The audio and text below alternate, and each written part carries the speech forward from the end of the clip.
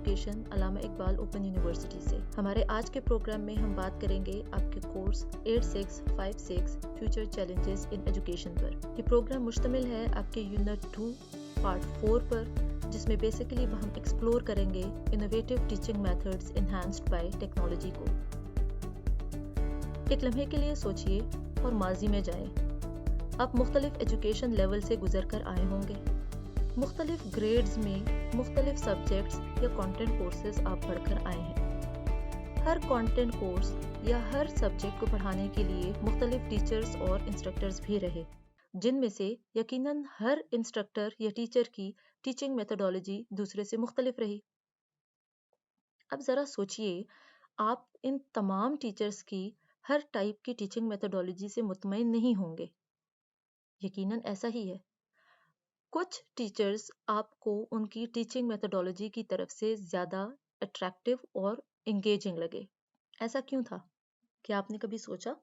जी, ऐसा इसलिए था क्योंकि उस टाइम पर भी आपके इंस्ट्रक्टर्स, आपके टीचर्स इस चीज़ को मद्देनज़र रखते थे कि जो भी टीचिंग मेथोडोलॉजी वो ऑप्ट कर रहे हैं वो आपकी ज़रूरियात यानी आपके नीड्स और आपकी डिमांड्स के अकॉर्डिंगली सेट की जाए। यकीनन हमेशा से इनोवेटिव टीचिंग मेथड्स लर्नर्स के लिए अट्रैक्टिव रहे हैं। वो उसमें ज़्यादा पार्टिसिपेट भी करते रहे हैं और उनके लिए ये इंगेजिंग भी रहा है।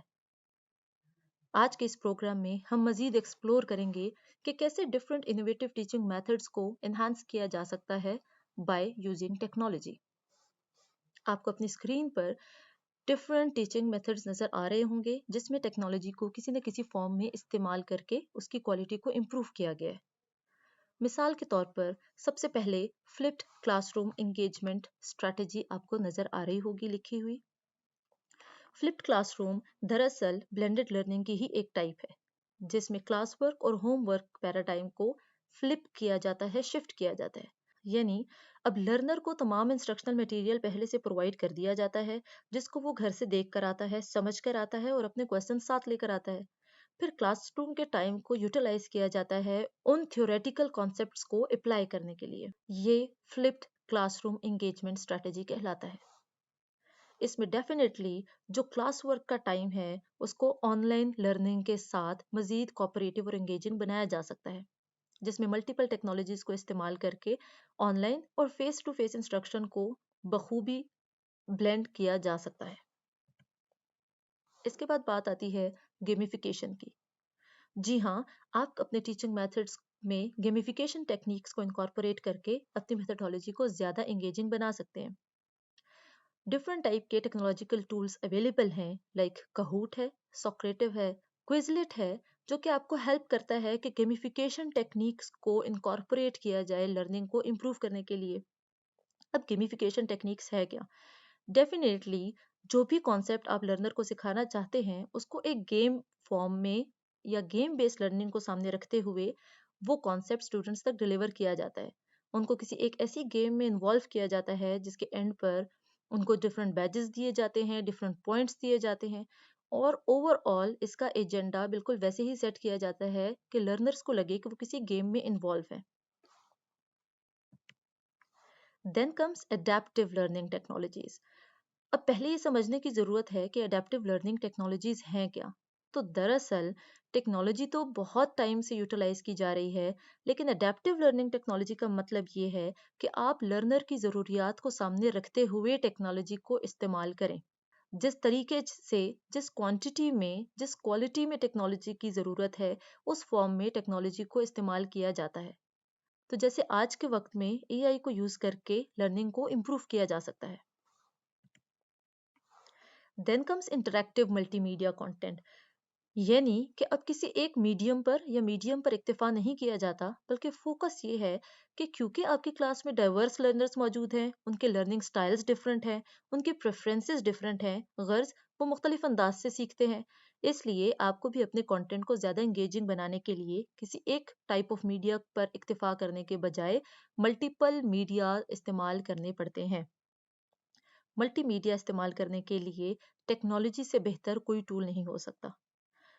टेक्नोलॉजी ही आपको असिस्ट करती है कि आप मल्टीपल मीडियम्स यूटिलाइज करें, जिसमें मल्टीमीडिया को इस्तेमाल करके like videos, like audios, like GIFs, like images, like graphical representations and many more. ये तमाम के तमाम मल्टीमीडिया असिस्ट करते हैं आपके टीचिंग लर्निंग प्रोसेस को मज़ीद अट्रैक्टिव बनाने में। और लास्ट में हम बात करेंगे कोलैबोरेटिव ऑनलाइन टूल्स पर कि अब टेक्नोलॉजी ने इस चीज़ को और भी ज़्यादा प्रोडक्टिव बना दिया है कि आप बआसानी कहीं पर भी बैठकर किसी के साथ भी कोलैबोरेट कर सकते हैं अपनी लर्निंग को इन्हांस करने के लिए। आपके पास बहुत से ऑनलाइन प्लेटफॉर्म्स मौजूद हैं। फॉर इंस्टेंस गूगल क्लासरूम है, फॉर इंस्टेंस माइक्रोसॉफ्ट 360 है, आपके पास जूम मौजूद है, आपके पास और भी बहुत से ऐसे टूल्स मौजूद हैं जिनके ज़रिए से एक कोलैबोरेटिव एफर्ट की जा सकती है और एक दूसरे से बेहतर अंदाज में सीखा जा सकता है। जैसे कि हमने डिफरेंट इनोवेटिव टीचिंग मेथड्स को डिस्कस किया, उसमें से हम एज अ सैम्पल गेमिफिकेशन या सिमुलेशन बेस्ड लर्निंग को ले सकते हैं। अब गेमिफिकेशन, जैसे मैंने पहले बात की, गेमिफिकेशन क्या है कि गेमिफिकेशन में गेम बेस्ड लर्निंग के सब तमाम रूल्स अप्लाई किए जाते हैं और अब कंटेंट को एक बोरिंग हालत में स्टूडेंट के सामने प्रेजेंट करने के बजाय उसको एंगेजिंग बनाने के लिए तमाम का तमाम इंस्ट्रक्शनल डिज़ाइन बेस कर रहा होता है आपकी गेम बेस्ड लर्निंग पे। आपके इंस्ट्रक्शन को मॉडिफाई किया जाता है गेमिफिकेशन के ज़रिए से, जिसमें स्टूडेंट्स इस अंदाज से पार्टिसिपेट करते हैं कि उनको लगता है कि वो किसी गेम का हिस्सा है जिसमें वो एक प्लेयर्स हैं और उनका कंपटीशन बहुत से लर्नर्स के साथ है। मे भी वो टीम में भी काम कर सकते हैं, वो पेयर में भी काम कर सकते हैं और आप उनको इंडिविजुअल टास्क भी दे सकते हैं। दरअसल इस गेमिफिकेशन के लिए सिमुलेशन बेस्ड लर्निंग को इस्तेमाल किया जाता है। जी हाँ, ये वो जरिया है कि जिसमें गेमिफिकेशन की टीचिंग मेथडोलॉजी को मॉडिफाई किया जाता है सिमुलेशन बेस्ड लर्निंग के जरिए से। इसमें टेक्नोलॉजी कैसे असिस्ट कर रही है? इसमें टेक्नोलॉजी असिस्ट कर रही है डिफरेंट सिमुलेशंस को इस्तेमाल करके। और हम जानते हैं कि सिमुलेशंस में वीआर, एआर और एमआर को इस्तेमाल किया जा सकता है। Virtual reality, augmented reality, mixed reality के ज़रिए से सिमुलेशंस एक अट्रैक्टिव वे में फॉर्म की जाती हैं, जिसमें लर्नर को अपने सामने सिनेरियो प्रेजेंट होता हुआ दिखाई दे रहा होता है और वो ये फील करता है कि वो उस सिनेरियो में, उस कॉन्टेक्स्ट में उस वक्त मौजूद है एक प्लेयर के तौर पर। इससे फ़ायदा क्या होता है? दो पॉइंट्स पर हम यहाँ बात करेंगे। सबसे पहले कि इससे स्टूडेंट्स की इंगेजमेंट बढ़ती है। डेफिनेटली जब स्टूडेंट्स को लगता है कि वो किसी एक गेम बेस्ड एनवायरनमेंट में काम कर रहे हैं, एक प्लेयर के तौर पर काम कर रहे हैं, उनको रिवॉर्ड्स भी दिए जाएंगे, वो अपने आप को एक हेल्दी कॉम्पिटिटिव एनवायरनमेंट का पार्ट समझने लगते हैं, तो वो ज़्यादा एंगेजमेंट शो करते हैं। इसमें different points, different badges, ladder boards का इस्तेमाल करके एजुकेशनल एक्टिविटीज़ को ज़्यादा इन्हांस किया जाता है। ये ना सिर्फ लर्नर्स को मोटिवेट करती है बल्कि उनके लर्निंग एक्सपीरियंसेस को ट्रांसफॉर्म भी करती है और उनको एक नया जाविया दिखाती है नॉलेज को एक इंटरैक्टिव फॉर्म में हासिल करने का। अगर इसको हम मज़ीद एक्सप्लोर करें तो हम ये कह सकते हैं कि ये रियलिस्टिक स्किल प्रैक्टिस है जिसमें सिमुलेशंस को इस्तेमाल किया जाता है। सिमुलेशन बेस्ड लर्निंग एक ऐसा प्लेटफॉर्म प्रोवाइड करती है जिसमें इमर्सिव एक्सपीरियंसेस प्रोवाइड किए जाते हैं, खासकर उसमें आपके आर्टिफिशियल कॉन्सेप्ट्स को या आपके एब्स्ट्रैक्ट कॉन्सेप्ट्स को एक रियल वर्ल्ड सिनेरियो में प्रेजेंट किया जाता है। अब स्टूडेंट्स को अलाउ किया जाता है और उनको मौका दिया जाता है कि वो अप्लाई कर सके अपने थ्योरेटिकल नॉलेज को प्रैक्टिकल कॉन्टेक्स्ट में। इस तरह की एक्सपीरियंशियल लर्निंग से ना सिर्फ उनकी क्रिटिकल थिंकिंग इम्प्रूव होती है बल्कि वो एक अच्छे प्रॉब्लम सॉल्वर भी बनते हैं।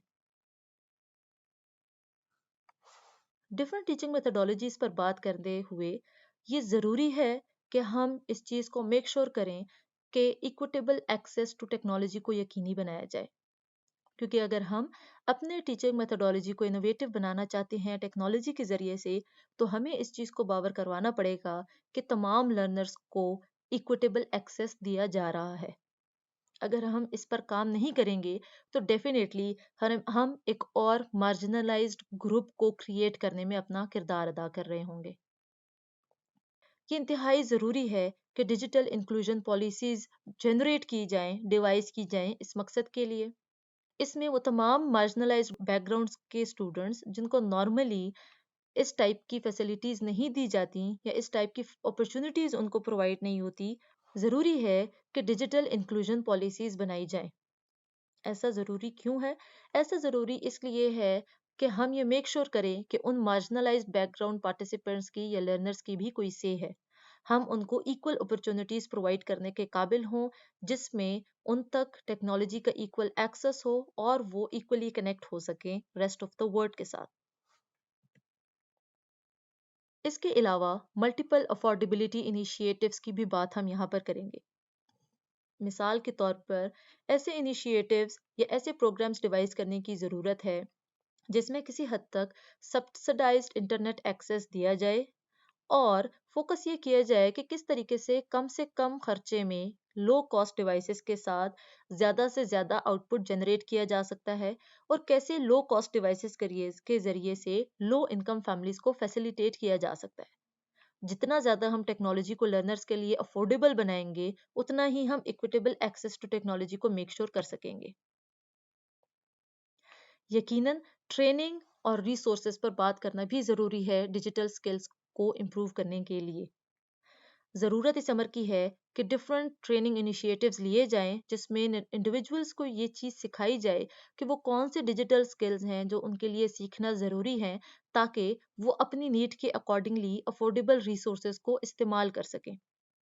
अगर वो इन ट्रेनिंग के ज़रिए से रेलिवेंट रिसोर्सेज को बेहतर अंदाज में इस्तेमाल करने के काबिल हो जाते हैं, तो डेफिनेटली इससे हमारी एम्प्लॉयबिलिटी भी इंक्रीज होगी, जिससे हम डिजिटल इकोनॉमी की दुनिया में सरवाइव करने के काबिल हो जाएंगे। आज के प्रोग्राम में हमने ये एक्सप्लोर किया कि वो कौन सी टेक्नोलॉजीज हैं जो हमारी टीचिंग मेथडोलॉजी को इनोवेटिव बनाने में हमें असिस्ट करती है, हमें वे प्रोवाइड करती हैं और हमें फैसिलिटेट करती हैं। उम्मीद करती हूँ कि इस कॉन्सेप्ट से रिलेटेड आपके बहुत से पॉइंट्स क्लियर हो चुके होंगे। मज़ीद रहनुमाई के लिए आप अपनी कोर्स कंटेंट की बुक को भी कंसल्ट कर सकते हैं। नए प्रोग्राम में हम एक नए टॉपिक के साथ दोबारा आएंगे। तब तक के लिए अल्लाह हाफ़िज़।